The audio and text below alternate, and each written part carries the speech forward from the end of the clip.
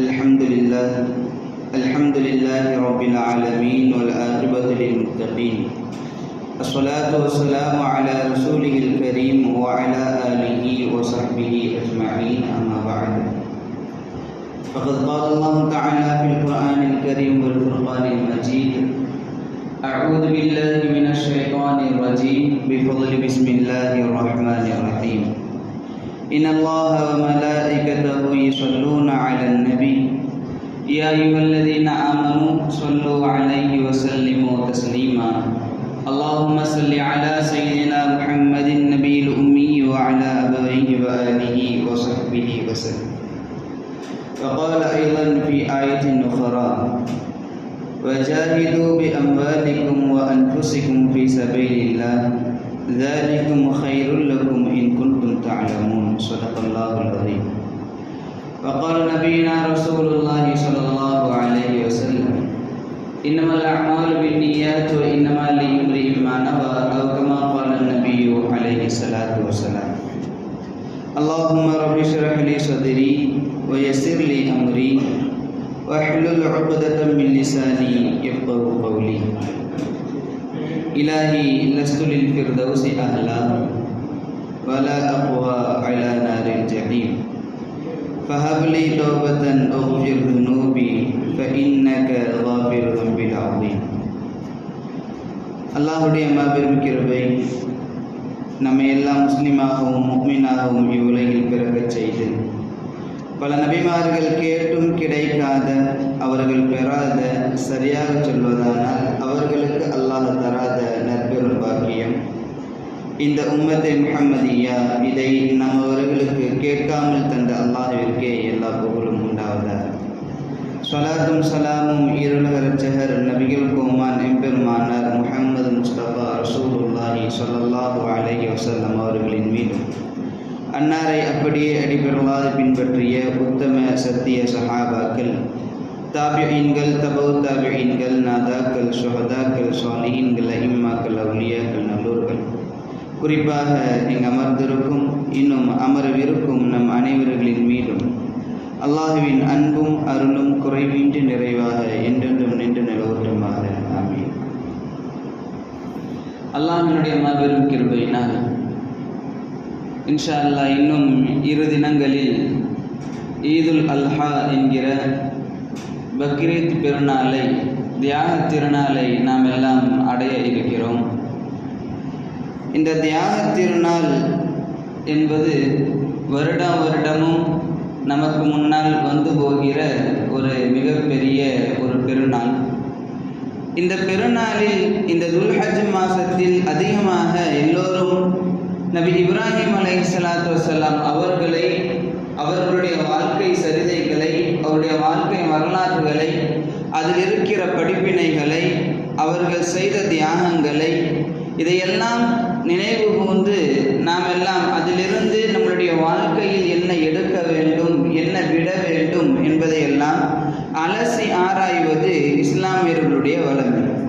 அதன் அடிப்படையில் இப்ராஹிம் அலைஹிஸ்ஸலாத்து வஸ்ஸலாம் அவர்களுடைய ஒட்டுமொத்த வாழ்க்கையும் நமக்கு சொல்கிற ஒரு செய்தி சுருங்க சொல்வேன். ஒற்றை வரியிலே நான் சொல்வதானால், தியாக உணர்வோடு எதை செய்தாலும் அல்லாஹ்விற்காக என்கிற ஒரு எண்ணத்தோடு நாம் எல்லாம் இருக்க வேண்டும் என்பதைத்தான் நபி இப்ராஹிம் அலைஹிஸ்ஸலாத்து வஸ்ஸலாம் அவர்களுடைய வாழ்க்கை நமக்கு சொல்லி காட்டுகிறது. எதை செய்தாலும் அது அல்லாஹ்விற்காக, எங்கு இருந்தாலும் அது அல்லாஹ்விற்காக, யாரிடத்தில் பேசினாலும் அது அல்லாஹ்விற்காக, வியாபாரமாக இருந்தாலும் அதுவும் அல்லாஹ்விற்காக, மனைவி மக்கள் அல்லாஹ்விற்காக, இப்படி தன்னுடைய வாழ்க்கையில் நாம் எதையெல்லாம் சந்திக்கிறோமோ அது எல்லாம் அல்லாஹ்விற்காக என்கிற ஒரு தியாக உணர்வை இந்த இஸ்லாமியர்கள் சையதுனா இப்ராஹிம் அலைஹிஸ்ஸலாத்து வஸ்ஸலாம் அவர்களுடைய வாழ்க்கையிலிருந்து எடுப்பதற்கு நாம் எல்லாம் கடமைப்பட்டிருக்கிறோம். சையதுனா இப்ராஹிம் அலைஹிஸ்ஸலாத்து வஸ்ஸலாம் அவருடைய வாழ்க்கை நமக்கு சொல்வது இதுதான்: நீங்கள் வாழ்கிறீர்கள், இஸ்லாமியர்களாக அல்லாஹ்வால் தேர்ந்தெடுக்கப்பட்டிருக்கிறீர்கள், நீங்கள் நல்ல முறையில் அல்லாஹ்வுடைய இஸ்லாத்தில் வாழ வேண்டும் என்றால் வாழ்வது பெரிதல்ல, உங்களுடைய வாழ்க்கையை அல்லாஹ்விற்காக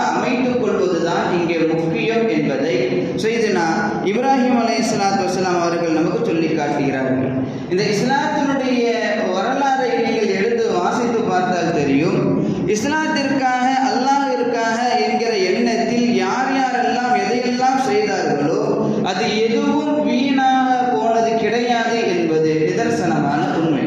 பெருமானார் ரசூலுல்லாஹி ஸல்லல்லாஹு அலைஹி வஸல்லம் அவர்கள் நமக்கு சொல்லித் தருவார்கள், யார் அல்லாஹ்விற்காக தன்னுடைய உயிரை மாய்த்துக் கொள்கிறார்களோ, அல்லாஹ்வுடைய பாதையில் யார் போர் செய்து தன்னுடைய உயிரை அல்லாஹ்விற்காக யார் தியாகம் செய்கிறார்களோ அவர்களுடைய வெகுமதி, அவர்களுக்கு அல்லாஹ் தருகிற நற்கூலி என்னவென்பதை பெருமானார் ஒரு பட்டியலிட்டு நமக்கு சொல்லி காட்டுகிறார்கள்.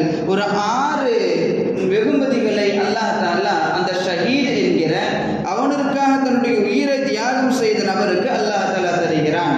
முதலாவதாக பெருமானார் சொல்லுவார்கள், யக்ஃபரு லஹு ஃபீ அவ்வலி தஃபா, அவருடைய ஆரம்பத்திலேயே அவருடைய எல்லா பாவத்தையும் அல்லாஹ் தஆலா மன்னித்து விடுவான். அவர் எவ்வளவு மிக மோசமான கடுமையான பாவங்களை செய்திருந்தாலும் அல்லாஹ்விற்காக தன்னுடைய உயிரை அவர் மாய்த்துக் கொள்கிற அந்த சமயத்தில் அல்லாஹ் முதலாக எல்லா பாவங்களையும் அவரை விட்டு மன்னித்து தூய்மையான நபராக அல்லாஹ் தஆலா அந்த நபரை ஆக்குகிறான் என பெருமானார் சொல்லுவார்கள். இரண்டாவது பெருமானார் சொல்லுவார்கள், வயுரா மக்அதஹு மினல் ஜன்னா, சொர்க்கத்தில் தன்னுடைய இடத்தை அந்த ஷஹீத் பார்த்து விடுவார் என பெருமானார் ரசூலுல்லாஹ் சொல்லுவார்கள். மூன்றாவது பெருமானார் சொல்லுவார்கள், வயுஜாரு மின் அஸாபில் கப்ர், அவர் கபருடைய அஸாபிலிருந்து பாதுகாக்கப்படுகிறார். கபருடைய வேதனையில் இருந்து அவருக்கு பாதுகாப்பை அல்லாஹ் தஆலா தருகிறான். வயமனு மினல் ஃபஸஇல் அக்பர், மிகப்பெரிய திடுக்கங்களில் இருந்து, கபரை சார்ந்த அல்லது வறுமை சார்ந்த அல்லது உலகை சார்ந்த எல்லா விதமான பயங்களில் இருந்தும் திடுக்கங்களில் இருந்தும் அவருக்கு அல்லாஹ் பாதுகாப்பை தருகிறான் என பெருமானார் சொன்னார்கள்.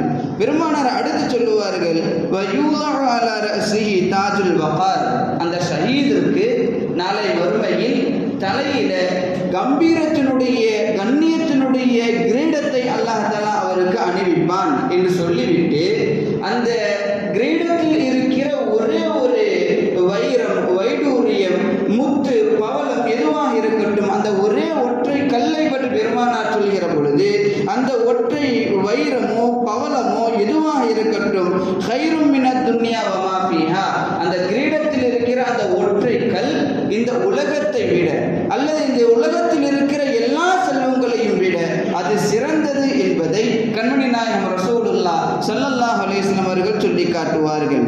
அது மாத்திரமல்ல செய்தி, ஹூருல் ஈன் என்கிற சொர்க்கத்தினுடைய கன்னிகளை, அழகிகளை அல்லாஹ் தஆலா அந்த ஷஹீதிற்கு, யார் அல்லாஹ்விற்காக தன்னுடைய உயிரை தியாகம் செய்தாரோ மாய்த்து கொண்டாரோ அந்த நபருக்கு அல்லாஹ் 72 ஹூருல் ஈன் பெண்களை அவருக்கு திருமணம் முடித்து தருவான் என்பதை கண்மணி நாயகம் ரசூலுல்லாஹ் சொல்லி நிறைவாக ஒரு செய்தியை சொல்லுவார்கள்.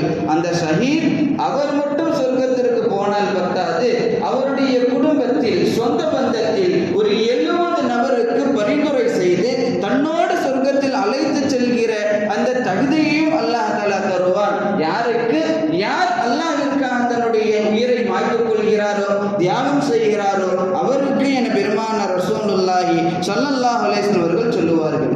இதை சொல்வதனுடைய நோக்கம் என்னவென்றால், அல்லாஹ்விற்காக என தன்னை, தன்னுடைய பொருளை, தன்னுடைய உடலை, தன்னுடைய உயிரை, தன்னுடைய உடைமைகளை, தன்னுடைய குடும்பங்களை யார் தியாகம் செய்கிறாரோ அந்த தியாகம் ஒரு நாளும் வீண் போகாது. அதற்கு அல்லாஹ் மிகப்பெரிய நற்கூலிகளை வைத்திருக்கிறான் என்பதை கண்மணி நாயகம் ரசூலுல்லாஹி ஸல்லல்லாஹு அலைஹி வஸல்லம் அவர்கள் நமக்கு சொல்லி காட்டுகிறார்கள். தியாகம் என்றால் தன்னுடைய உயிரை அல்லாஹ்க்காக மாய்த்துக்கணும், குடும்பத்தை விட்டுட்டு போகணும், அல்லது நம்மளுடைய பொருட்களை நாம் செலவு செய்ய வேண்டும், இது மட்டும் தியாகம் அல்ல. இஸ்லாம் நமக்கு சொல்லி காட்டும், நீங்கள் வாழ்கிற வாழ்க்கையை ஒவ்வொன்றையும் அல்லாஹ்விற்காக நீங்கள் வாழ்ந்தால் உங்களுடைய வாழ்க்கை முழுவதும் தியாகம் என்று இஸ்லாம் நமக்கு சொல்லி காட்டும். எதை செய்தாலும் அது அல்லாஹ்விற்காக, எதை செய்தாலும் மார்க்கத்திற்காக, எதை செய்தாலும் ரசூலுல்லாஹ் சொன்னார்கள் என்கிற ஒற்றை காரணத்திற்காக இப்படி தன்னுடைய வாழ்க்கையை நீங்கள் அமைத்து பாருங்கள்.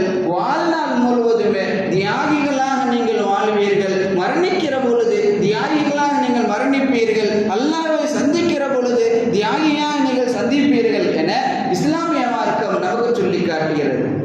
செய்துனா அஹ்மது இப்னு ஹம்பல் தன்னுடைய சிறு பிராயத்தில் குளிக்கிற சமயத்தில் அவர்களுடைய வல்லமை எப்படி இருந்தது என்றால், நிர்வாணமாகத்தான் அவர்கள் குளிக்கிற வல்லமையை கொண்டிருந்தார்கள். சிறு வயதாக இருக்கிற சமயம். மதரசாவுக்கு போகல, அல்லாஹ் ரசூலுடைய கல்வியை கற்றுக்கொள்வதற்கு ஆரம்பிப்பதற்கு முன்னால் தான் குளிக்கிற சமயத்தில் நிர்வாணமான முறையில் குளிப்பார்கள். அன்று ஒரு நாள் காலையில ஒரு ஹதீஸ் அவருடைய காதில செவிமடுக்கிறார்கள். மன்கான யுக்மனி பில்லாஹி வல் யௌமில் ஆகிர், யார் அல்லாஹ்வை கொண்டும் மறுமை நாளை கொண்டும் ஈமான் கொண்ட முஃமின்களாக யார் வாழ்கிறாரோ ஃபலா யதுகுலன்னல் ஹம்மாம உரியானா, அவர் குளியலறைக்குள் நிர்வாணமாக நுழைய வேண்டாம் என பெருமானார் சொன்ன அந்த ஹதீஸ் அவர்களுடைய காதில செவிமடுக்கிறார்கள். குளிக்கிற சமயத்திலே ஆடைகளை களைந்தவுடன் இந்த ஹதீஸ் நினைவுக்கு வருகிறது. உடனே எடுத்த ஆடைகளை அவர்கள் உடுத்திக் கொண்டு இடுப்பிலிருந்து முட்டுக்கால் வரையிலும் தன்னுடைய ஆடையை உடுத்திக் கொண்டு குளிக்கிறார்கள். பின்னால் ஒரு காலத்தில் மிகப்பெரிய இமாமாக, மார்க்க வல்லுநராக, சட்ட மேதையாக, ஹதீஸ் கலையினுடைய மிகப்பெரிய ஆசானாக, 1000க்கும் மேற்பட்ட மாணவர்களுக்கு ஒரு ஆசிரியர் என்கிற அந்தஸ்திலே அவர்கள் வந்த பிறகு தன்னுடைய மாணவர்களிடத்திலே அவர்கள் சொல்லுவார்கள், இவ்வளவு பெரிய அந்தஸ்திலே நான் அமர்வதற்கு காரணம் என்ன தெரியுமா? சிறுவயதில் நிர்வாணமான முறையிலே குளிக்கிற வல்லமை கொண்ட நான் ஒரு நாள் ரசூலுல்லாஹ்வினுடைய இந்த ஹதீஸ் கேள்விப்பட்டு அது நினைவுக்கு வந்து என்னுடைய ஆடைகளை நான் அணிந்து கொண்டு குளித்தேனே, அந்த ஒற்றை நன்மைதான் என்னுடைய இவ்வளவு பெரிய அந்தஸ்திற்கு காரணமாக அமைந்திருக்கிறது என்று சையதுனா அஹ்மத் இப்னு ஹம்பல் ரலியல்லாஹு அன்ஹு அவர்கள் சொல்லுவார்கள். சொல்வதனுடைய நோக்கம் என்ன தெரியுமா? எதை செய்தாலும் அது சின்ன சின்ன துரும்பாக இருந்தாலும் அதை அல்லாஹ்விற்காக, ரசூல் சொன்னார்கள் என்கிற ஒற்றை காரணத்திற்காக செய்தால் தன்னுடைய வாழ்க்கையினுடைய அந்தஸ்தை அல்லாஹ் மிக உயர்ந்த இடத்திலே கொண்டு போய் வைக்கிறான் என்பதை இந்த இஸ்லாம் நமக்கு சொல்லி காட்டுகிறது. அதே சமயத்தில் நபிமார்களுடைய வாழ்க்கையெல்லாம் எடுத்து பாருங்களேன். பெருமானார் ரசூலுல்லாஹ்வுடைய ஒரு சொல் கூட இருக்கிறது, அஷத்துல் பலா அல் அன்பியா, மனிதர்களிலேயே அதிகமாக சோதனைக்குட்பட்டவர்கள், கடுமையான சோதனைக்குட்பட்டவர்கள் அல் அன்பியா, நபிமார்கள் என்று பெருமானார் ரசூலுல்லாஹ் சொல்கிறார்கள். அப்பேற்பட்ட எல்லா நபிமார்களும் தன்னுடைய வாழ்க்கையில் சோதனை வந்த பொழுதும் கூட அல்லாஹ்விற்காக அதை பொறுமை காத்து, அல்லாஹ்விற்காக அதை ஏற்றுக்கொண்டு, அல்லாஹ்விற்காக பக்குவப்படுத்திக் கொண்டு அந்த சோதனையோடு அவர்கள் தன்னுடைய வாழ்க்கையை பயணித்தார்கள். அதனுடைய விளைவு பின்னால் அவருடைய அந்தஸ்தை அல்லாஹ் உலகம் அழியிற வரையிலும் பேசுவதற்காக ஒரு காரணமாக அல்லாஹ் அவர்களை ஆக்கி வைத்திருக்கிறான். சையதுனா மூசா அலைஹிஸ்ஸலாத்து வஸ்ஸலாம் பிறந்த பச்சிளம் குழந்தை, கை குழந்தை மூசா அலைஹிஸ்ஸலாம். அந்த சமயத்தில் தான் ஃபிரௌன் குறி சொல்பவர்களுடைய பேச்சை கேட்டு, உங்களை அழிப்பதற்கு இந்த ஊரிலேயே ஆண் குழந்தை பிறக்கும், அதன் கையால் உங்களுடைய ஆட்சி கவிழும், நீங்கள் கொல்லப்படுவீர்கள் என்கிற அந்த செய்தியை கேள்விப்பட்டவுடன் அன்றைய நாளில் பிறந்த எல்லா ஆண் குழந்தைகளையும் கொன்று குவிக்கிறான் ஃபிரௌன். கிட்டத்தட்ட லட்சத்தை தாண்டியது அவன் கொன்று குடித்த பச்சிளம் குழந்தைகள் மட்டும். அந்த குழந்தைகளை கொல்கிற சமயத்தில் தான் சையதுனா மூசா அலைஹிஸ்ஸலாம் அவர்களும் பிறக்கிறார்கள். மூசா அலைஹிஸ்ஸலாமுடைய தாயார் தன்னுடைய மகன் பாதுகாக்கப்பட வேண்டும், எங்கு பார்த்தாலும் குழந்தைகளை கொன்று குவிக்கிறான் ஃபிரௌன், இந்த குழந்தையை பாதுகாக்க வேண்டுமே, என்ன செய்வது? கவலையில் இருக்கிற அந்த சமயத்தில் தன்னுடைய தாயார் இடத்திலே அல்லாஹ் தஆலா பேசுகிறான். குர்ஆன் சொல்கிற வரலாறு இது. அல்லாஹ் தஆலா மூசா அலைஹிஸ்ஸலாமுடைய தாயார் இடத்திலே சொல்லுவான், ஃபஇதா கிஃப்தி அலைஹி, அது மூசா அலைஹிஸ்ஸலாமுடைய விஷயத்திலே நீங்கள் பயந்தால் ஃபஅல்கீஹி ஃபில் யம், கடலில் மூசா அலைஹிஸ்ஸலாம் அவர்களை ஒரு பெட்டியிலே வைத்து நீங்கள் அனுப்பிவிடுங்கள், அந்த நைல் நதியிலே நீங்கள் அனுப்பிவிடுங்கள். வலா தஹாபி வலா தஹஸனி, அனுப்பிவிட்டு நீங்க பயப்படாதீங்க, குழந்தைக்கு ஏதோ ஆயிருமோன்னு நீங்க பயப்பட வேண்டாம், அடுத்து குழந்தையை நான் பார்க்கவே மாட்டேனா என்கிற ஒரு கவலையும் வேண்டாம். அல்லாஹ் தஆலா சொல்கிறான், இன்னா ராதூஹு இலைக்கி, அந்த மூசா அலைஹிஸ்ஸலாம் அவர்களை திருப்பி மீண்டும் உங்கள் கையிலேயே நான் கொண்டு வந்து தருவேன் என அல்லாஹ் தஆலா சொன்ன நேரத்தில் அவர்களுடைய தாயார் நிம்மதியான முறையில் அல்லாஹ் சொல்வது போல பெட்டியிலே வைத்து அவர்கள் கடலிலே மூசா அலைஹிஸ்ஸலாம் அவர்களை அனுப்பி வைத்தார்கள். அப்படி அந்த நைல் நதியில் பயணப்பட்ட மூசா அலைஹிஸ்ஸலாம் அவர்கள் அப்பொழுதுதான் அவருடைய ஃபிரௌனுடைய மனைவியும் ஃபிரௌனும் அமர்ந்து பேசிக் கொண்டிருக்கிற அந்த நேரத்தில் அந்த நைல் நதியினுடைய கரை ஓரமாக அந்த பெட்டி ஒதுங்குகிறது. என்ன பெட்டின்னு பார்த்தா உள்ளுக்குள்ள குழந்தை. அந்த குழந்தையை பார்த்த உடனே ஆசியா அம்மா அவர்களுக்கு கண்குளிர்ச்சி ஏற்பட்டது.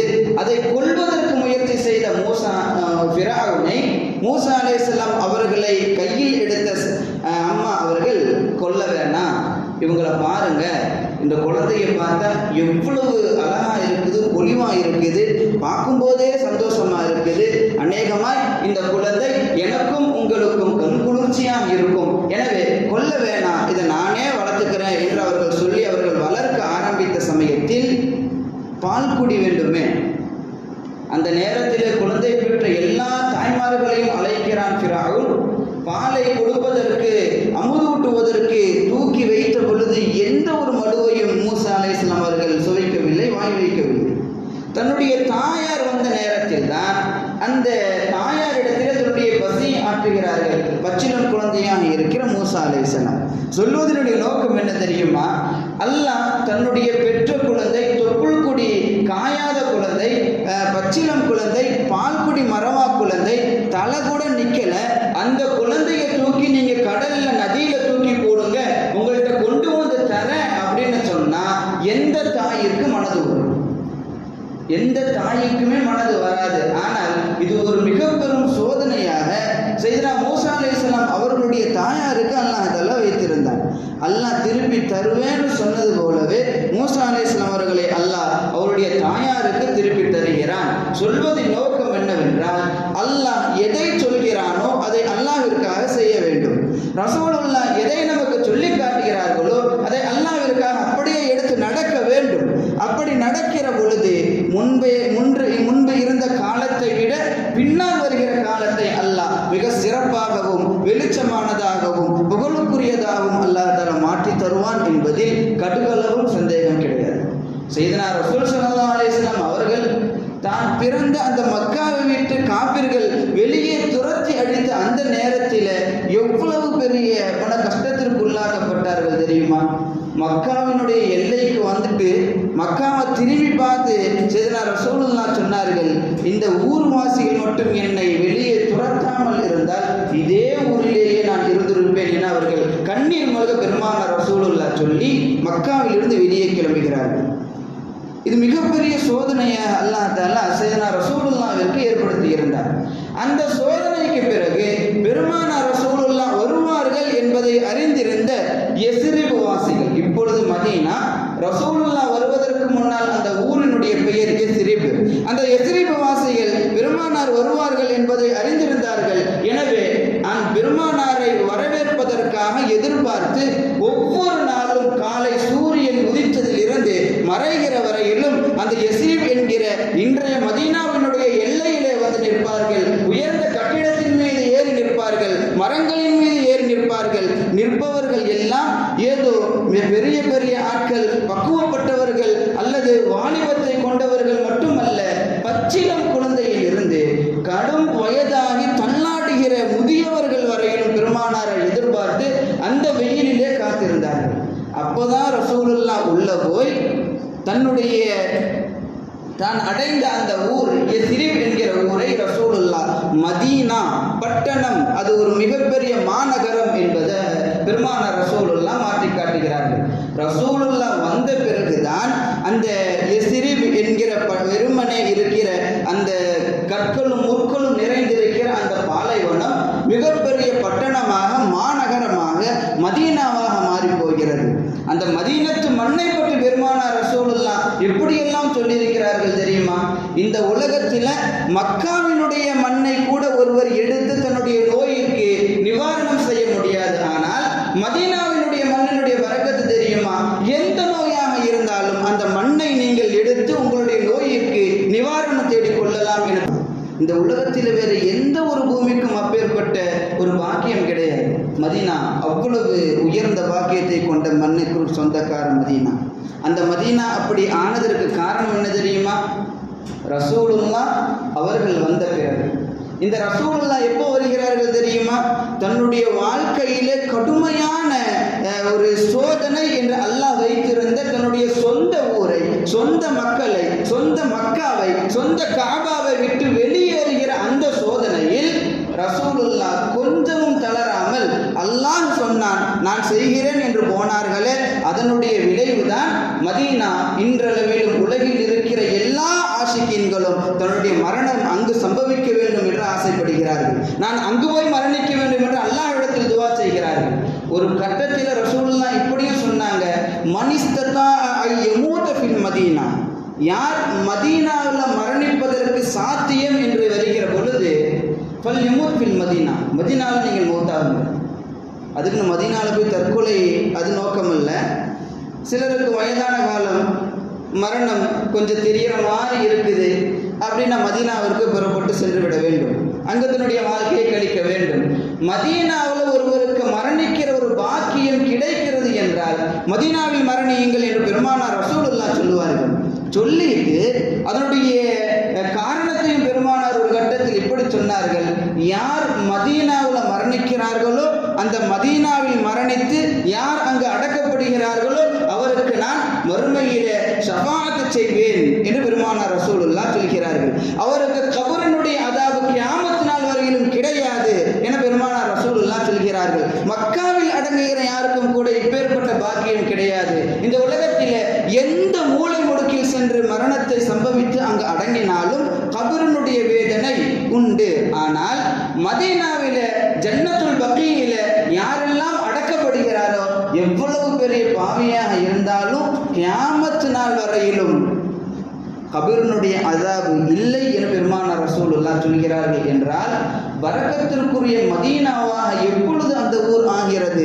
ரசூலுல்லாஹ் தன்னுடைய சோதனையை அவர்கள் ஏற்றுக்கொண்டு அதன் புறத்தில் பெருமானார் பயணித்த ஒற்றை காரணம்தான். இந்த உலகத்தில் எங்கு பார்த்தாலும் நீங்கள் சொர்க்கத்தை பார்க்க முடியுமா? நிச்சயமா முடியாது. நிம்மதிக்கான இடங்கள் என்று நிறைய இருக்கிறது. ஆனால் சொர்க்கம், அப்படியே சொர்க்கத்தினுடைய ஒரு துண்டு பார்க்க முடியுமா? ஆனால் மதீனாவில் உண்டு. ரசூலுல்லாஹி ஸல்லல்லாஹு அலைஹி வஸல்லம் அவர்கள் சொல்லுவார்கள், மா பைன பைத்தி வ மிம்பரி ரௌலத்தும் மின் ரியாதில் ஜன்னah, என்னுடைய வீட்டிற்கும் என்னுடைய மிம்பருக்கும் மத்தியில் இருக்கிற இந்த இடைப்பட்ட தூரம், இடைப்பட்ட இடம் அது சொர்க்க பூங்கா என பெருமானார் ரசூலுல்லாஹ் சொல்லி காட்டுகிறார்கள். ஒரு ஹதீஸ்ல ரசூலுல்லாஹ் இப்படியும் சொன்னார்கள், மா பைன கப்ரி வ மிம்பரி ரௌலத்தும் மின் ரியாதில் ஜன்னah, என்னுடைய கபருக்கும் இந்த மிம்பருக்கும் மத்தியில் இருக்கிற இந்த இடைப்பட்ட இடம் சொர்க்கத்தினுடைய துண்டு என பெருமானார் ரசூலுல்லாஹ் ஸல்லல்லாஹு அலைஹி வஸல்லம் அவர்கள் சொன்னார்கள். உலகம் அழிக்கப்படுகிற, சூர் ஊதி உலகம் அழிந்து போகிற சமயத்தில் எல்லா இடங்களும் அழியும், ஆனால் அந்த இடத்தில் மட்டும் அழிவு கிடையாது. அல்லாஹ் அதை அப்படியே உயர்த்துவான் என பெருமானார் ரசூலுல்லாஹ் ஸல்லல்லாஹு அலைஹி வஸல்லம் அவர்கள் சொல்லி காட்டுகிறார்கள். இப்படிப்பட்ட அந்தஸ்தை இந்த ஊர், வெறுமனே பாலைவனம், கற்களும் முற்களும் நிறைந்து கிடக்கிற இந்த ஊர் பெறுவதற்கு காரணம் என்ன தெரியுமா? பெருமானார் ரசூலுல்லாஹ் சந்தித்த அந்த சோதனை.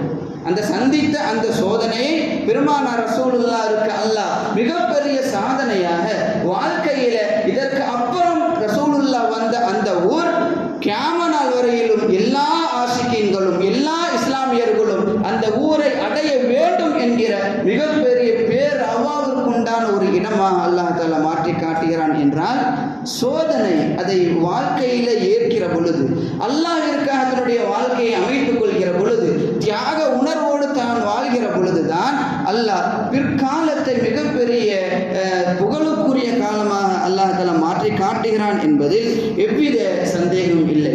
இப்பேற்பட்ட வாழ்க்கையை நீங்கள் வாழுங்கள் என்றுதான் சையதுனா இப்ராஹிம் அலைஹிஸ்ஸலாத்து வஸ்ஸலாம் அவர்கள் நமக்கு சொல்லி காட்டுகிறார்கள். இப்ராஹிம் அலைஹிஸ்ஸலாம் அவருடைய வாழ்க்கையில் இருக்கிற மிகப்பெரிய சோதனைகள் 10 என குர்ஆன் நமக்கு சொல்லி காட்டுகிறது.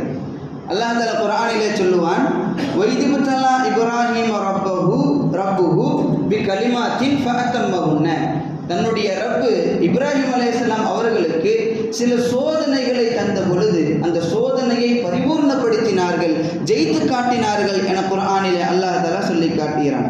அந்த சோதனையில் ஒன்று நான் சொல்கிறேன். ரசூலுல்லாஹ் சொல்லுவாங்க, அவ்வளவு மன் இஹ்ததன ஃபி துன்யா ஹுவ இப்ராஹிம் அலைஹிஸ்ஸலாம். இந்த உலகத்தில் யார் முதல்ல ஹத்னா செய்தார்கள் என்றால் சையதுனா இப்ராஹிம் அலைஹிஸ்ஸலாம் அவர்கள் தான். அவர்களுக்கு முன்னால் வந்த மனிதர்கள் ஆண்கள் யாருமே ஹத்னா செய்தது கிடையாது, நபிமார்கள் உட்பட. ஆனால் முதல்ல ஹத்னா செய்தது யார் என்றால் சையதுனா இப்ராஹிம் அலைஹிஸ்ஸலாம். எல்லாம் யோசிக்கலாம், ஹத்னா செய்வது என்ன பெரிய ஒரு விஷயமா? இப்போ நம்ம கூட அசால்ட்டாக பண்ணுறோமே, பிறந்த குழந்தைக்கு ஹத்னா பண்ணுறாங்கல்ல, அந்த குழந்தை தலை நிற்கிறதுக்கு முன்னாடியெல்லாம் ஹத்னா பண்ணிடுறாங்க, இது பெரிய விஷயமா நம்ம யோசிக்கிறோம். ஆனால் இப்ராஹிம் அலைஹிஸ்ஸலாம் அவருடைய ஹத்னா எப்படி இருந்தது தெரியுமா? இதற்கு முன்னால் யாராவது ஹத்னா செய்து இருந்தால் அந்த வல்லமையை பின்பற்றி அவர்கள் ஹத்னா செய்திருப்பார்கள். ஆனால் இப்ராஹிம் அலைஹிஸ்ஸலாம் அவர்களுக்கு அல்லாஹ் சொன்னான், நீங்கள் ஹத்னா செய்யுங்க. சொன்ன உடனே இப்ராஹிம் அலைஹிஸ்ஸலாம் அவர்கள் எப்படி செய்யணும், எப்படி செய்தால் தனக்கு வழி இருக்காது, எதையும் யோசிக்கவில்லை. கருமையான கூர்மையான ஒரு இரும்பை எடுத்து இப்ராஹிம் அலைஹிஸ்ஸலாம் அவர்கள் தனது உறுப்பில வைத்து அடித்து தோலை வச்சு தூக்கி எறிந்தார்கள். அதை பார்த்து அல்லாஹ் இப்ராஹிம் அலைஹிஸ்ஸலாம்டே கேட்பானா, இப்ராஹிம் அவர்களே, ஏன் இவ்வளவு மூர்க்கத்தனமாக, ஏன் இவ்வளவு கடுமையாக நீங்கள் செய்தீர்கள், கொஞ்சம் யோசித்து செய்யலாமே. அப்போ இப்ராஹிம் அலைஹிஸ்ஸலாம் அவர்கள் சொன்ன செய்தி பதில் என்ன தெரியுமா? இன்னி கரிஹித்து அன் உஅக்கிர பி அம்ரிக யா அல்லாஹ். யா அல்லாஹ், நீ ஒன்று செய்யணும் சொல்லிட்ட, சொன்னதுக்கப்புறம் அதை எப்படி செய்யணும், வலிக்காமல் எப்படி பண்ணணும், இப்படியெல்லாம் யோசித்து நான் அதை கொஞ்சம் தாமதப்படுத்துவதை நான் வெறுக்கிறேன். எனவே நீ சொன்ன உடனே நான் இதை செய்துவிட்டேன் என இப்ராஹிம் அலைஹிஸ்ஸலாம் அவர்கள் சொல்கிறார். அப்படின்னா கடுமை தானே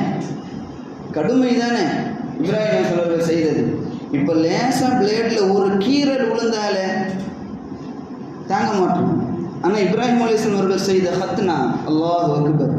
எனவே தான் இப்ராஹிம் அலைஹிஸ்ஸலாம் அவர்களை அல்லாஹ் கலீலாக தனக்குரிய நேசராக அல்லாஹ் தஆலா தேர்ந்தெடுத்துக் கொள்கிறார். இங்கே இப்ராஹிம் அலைஹிஸ்ஸலாம் அவருடைய மகனை அறுத்து பலியிடுவது அது மிகப்பெரிய ஒரு சோதனை. அந்த சோதனையிலும் இப்ராஹிம் அலைஹிஸ்ஸலாம் அவர்கள் ஜெயித்தார்கள். வரலாறு எல்லோருக்கும் தெரியும். சில செய்திகளை மட்டும் நான் சொல்லி செல்கிறேன். இப்ராஹிம் அலைஹிஸ்ஸலாம் அவர்களுடைய மகனை அறுக்க வேண்டும் என அல்லாஹ் ஆசைப்படுகிறானா? அப்படி அல்லாஹ் தஆலா கடுமையான உள்ளம் கொண்டவனா? நிச்சயமாக இல்லையே. 90 வயதிற்கு மேலாக இப்ராஹிம் அலைஹிஸ்ஸலாம் அவர்களுக்கு குழந்தை இல்லாத அந்த சமயத்தில் யா அல்லாஹ் எனக்கு குழந்தை வேணும்னு கேட்குறாங்க. அப்போ நம்மெல்லாம் விளங்கிக்கணும், இத்தனை நாள் இத்தனை வருடமாக தன்னுடைய மனதில் அல்லாஹ்விற்கு மாத்திரமே இடம் கொடுத்த இப்ராஹிம் அலைஹிஸ்ஸலாம் எங்கே குழந்தை பிறந்த பிறகு அவர்களுடைய குழந்தைக்கு அந்த மனதில் இடம் கொடுத்து விடுவார்களா என்கிற ஒரு யோசனை அல்லாஹ்விற்கு அல்ல, மனிதர்களுக்கு ஏற்படும். அல்லாஹ்விற்கு தெரியும் இப்ராஹிம் அலைஹிஸ்ஸலாம் யார் என்று. எனவே தன்னுடைய நபி, தன்னுடைய கலீல் இப்ராஹிம் அலைஹிஸ்ஸலாம் அவர்கள் யார் என்பதை மக்களுக்கு வெளிச்சம் போட்டு காட்டுவதற்காகத்தான் அல்லாஹ் தஆலா அப்படி செய்தான். நீங்கள் வாங்க, இத்தனை நாள் இத்தனை வருஷம் கேட்டு முதுமையில் உங்களுக்கு குழந்தையை தந்தேன், விளையாடுற பருவத்தில் இருக்கிற இஸ்மாயில் அலைஹிஸ்ஸலாம் கொண்டு போய் அருங்கன்னு சொன்ன ஒரே காரணம், ஒரே சொல், இப்ராஹிம் அலைஹிஸ்ஸலாம் அவர்கள் தன்னுடைய பிள்ளைகிட்ட சொல்கிறாங்க, ஏட்டா இந்த மாதிரி கனவு வந்துச்சு, பங்குரு மாதா தாரா, நீ என்ன யோசிக்கிற? அந்த குழந்தையினுடைய பக்குவத்தை பாருங்கள். பச்சிலம் குழந்தை விளையாட்டு பருவத்தில் இருக்கிற இஸ்மாயில் அலைஹிஸ்ஸலாம் அவர்கள் சொன்னார்கள், இஃபல் மதுமர், அத்தா அல்லாஹ் உங்களுக்கு என்ன சொன்னானோ அதை நீங்கள் செய்யுங்க. இன்ஷா அல்லாஹ் தஜ்னி மின சாபிரின், பொறுமையாளர்கள் என்னை நீங்கள் பெற்றுக்குவீங்க. கூட்டிகிட்டு போய் அறுக்கிறாங்க. அறுக்கலை எல்லாத்துக்கும் தெரியும். அந்த அறுக்கிற சமயத்தில் இப்ராஹிம் அலைஹிஸ்ஸலாமுடைய உள்ளம் எப்படி இருந்தது தெரியுமா? ஐயோ பையன் போயிடுவானே, அடுத்து என்ன என்கிற ஒரு சின்ன ஒரு யோசனை கூட இப்ராஹிம் அலைஹிஸ்ஸலாம் அவர்களுக்கு இல்லை. அல்லாஹ் சொன்னான் அறுக்கிறேன், அறுத்தார்கள், அறுபடவில்லை.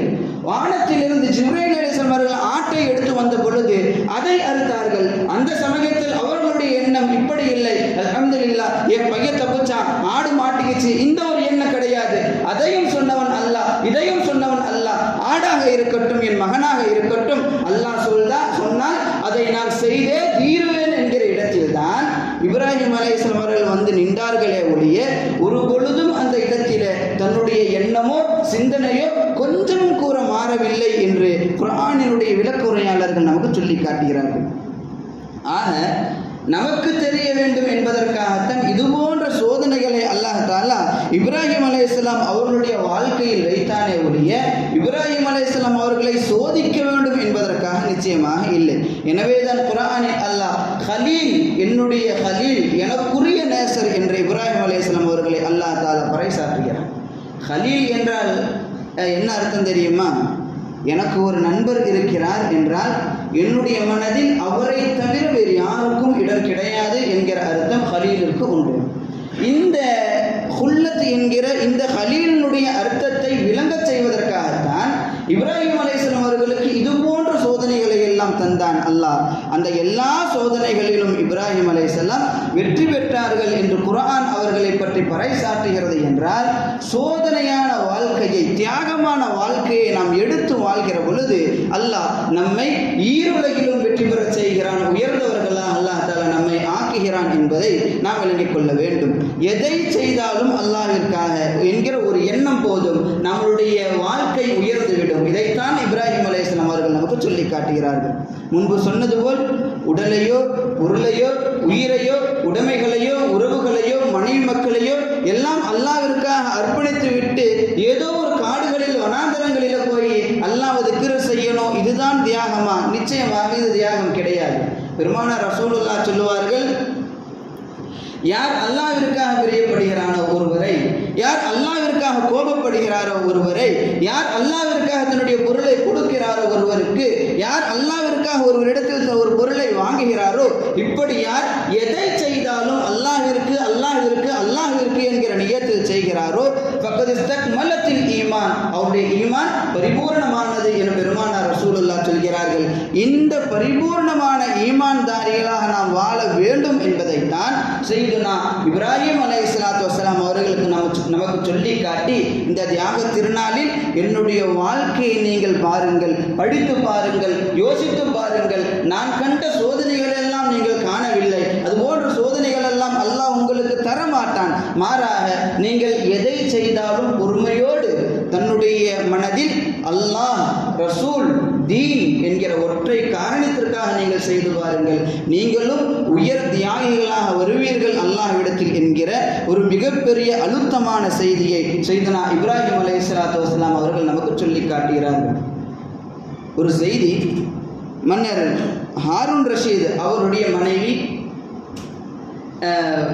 அவர்கள் செய்த மிகப்பெரிய ஒரு ஹிதுமத் பணி என்னன்னா, ஹஜ்ஜிற்காக வருகிற மக்களுடைய தண்ணீர் தாகத்தை தணிப்பதற்காக கால்வாயை வெட்டுகிறார்கள். அவர்கள் சிறிது காலத்திலே மரணத்தையும் சம்பவிக்கிறார்கள். மரணித்த பிறகு தன்னுடைய தோழிகளில் ஒருவருடைய கனவில் இந்த அம்மா வர்றாங்க, வந்து சொல்லுவாங்க, அல்லாஹ் எனக்கு சொர்க்கத்தை தந்தான். அப்போ அந்த தோழி சொல்லுவார், ஹாஜிகளுக்காக நீங்கள் தண்ணீர் தடாகத்தை ஏற்படுத்தி இருக்கிற பொழுது சொர்க்கத்தை அல்லாஹ் தருவது மிகப்பெரிய ஆச்சரியமா? அப்போ அந்த அம்மா சொல்லுவாங்க, நான் இந்த தண்ணியை கொடுத்தேங்கிறதுக்காக அல்லாஹ் எனக்கு சொர்க்கத்தை தரல, மாறா சின்ன பிள்ளையில பருவ வயதை அடைவதற்கு முன்னால் இருந்த காலத்தில் நான் வீதியிலே தோழிகளோடு விளையாடி கொண்டிருந்தேன். அந்த சமயத்தில் ஒரு நாள் பொழுது ஒரு வக்து தொழுகைக்காக வாங்க சொல்லப்பட்டது.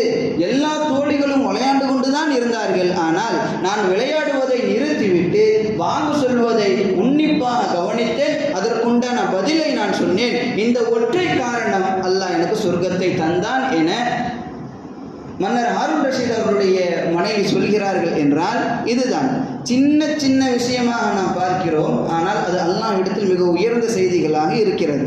எதை செய்தாலும் அல்லாஹ்விற்காக செய்கிறேன் என்று செய்தால் சின்ன விஷயம், சின்ன துரும்பை கூட அல்லாஹ் மலையளவு நன்மைகளை வைத்து நமக்கு தருகிறான் என்பதில் எவ்வித சந்தேகமும் இல்லை. எனவே சையதுனா இப்ராஹிம் அலைஹிஸ்ஸலாத்து வஸ்ஸலாம் அவர்கள் நமக்கு சொல்கிற பாடம் என்னவென்றால், நீங்கள் உங்களுடைய வாழ்க்கையில் வாழ்கிற பொழுது எதை செய்தாலும் சின்ன விஷயமாக இருந்தாலும் அது அல்லாஹ்விற்காக என்கிற நியத்தில் நீங்கள் செய்யுங்கள். அல்லாஹ் உங்களை உயர்ந்த அந்தஸ்திலே கொண்டு வந்து வைப்பான் என்பதை சையதுனா இப்ராஹிம் அலைஹிஸ்ஸலாத்து வஸ்ஸலாம் அவர்கள் நமக்கு சொல்லி காட்டுகிறார்கள். எனவே வல்ல ரஹ்மான் நாம் வாழும் காலம் முழுவதும் நம்மளுடைய வாழ்க்கையில் எந்த விதமான அமல்களை செய்தாலும் அல்லாஹ்விற்காக, அல்லாஹ்வுடைய ரசூலிற்காக, தீனிற்காக என்கிற ஒரு நியத்திலே செய்கிற ஒரு நல்ல நசீபினை அல்லாஹ் நம் அனைவருக்கும் தருவானாக.